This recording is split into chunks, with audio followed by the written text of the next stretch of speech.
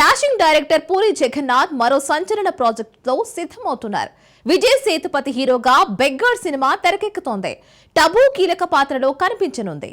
పూరి జగన్నాథ్ దర్శకత్వంలో విజయ్ సేతుపతి హీరోగా beggar cinema రూపొందుతోంది. లైగర్, double smart లాంటి విఫలాల తర్వాత పూరి ఈ చిత్రంతో గట్టి కంబ్యాక్ ఇవ్వాలని భావిస్తున్నారు. సీనియర్ నటి టబు ముఖ్య పాత్రలో నటిస్తుండగా కింగ్ నాగార్జున గెస్ట్ రోల్లో కనిపించనున్నారని టాక్. గతంలో నాగార్జునతో సూపర్ శివమణి లాంటి హిట్స్ ఇచ్చిన పూరి ఈసారి కూడా అదే జోష్తో సినిమాను తీర్చిదిద్దుతున్నారు. అయితే డబుల్ స్మార్ట్ లో బలమైన కథ లేకపోవడంతో విమర్శలు ఎదుర్కొన్న పూరి ఈసారి విజయ్ సేతుపతి స్టార్డంతో ఎలాంటి కథను అందిస్తారనేది ఆసక్తికరంగా మారింది. ఈ పాన్ ఇండియా చిత్రం జూన్ లో షూటింగ్ ప్రారంభం కానుంది. అధికారిక ప్రకటన కోసం ఫ్యాన్స్ ఎదురు చూస్తున్నారు.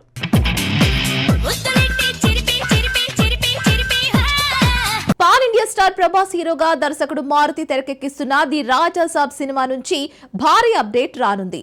టీజర్ విడుదల తేదీపై క్లారిటీ వచ్చే అవకాశం ఉంది.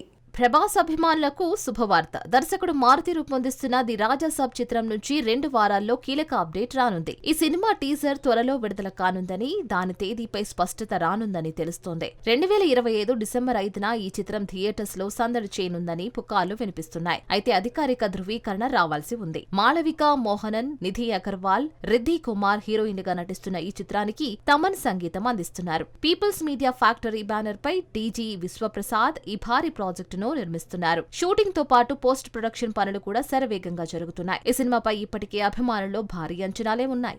ఆంధ్రప్రదేశ్ సినీ పరిశ్రమ అభివృద్ధికి కూటమి ప్రభుత్వం కట్టుబడి ఉందని సినిమాటోగ్రఫీ మంత్రి కందుల దుర్గేష్ స్పష్టం చేశారు. ఎగ్జిబిటర్లు, డిస్ట్రిబ్యూటర్లు, నిర్మాతలు కలిసి పనిచేస్తే సమస్యలు తీరుతాయని హామీ ఇచ్చారు.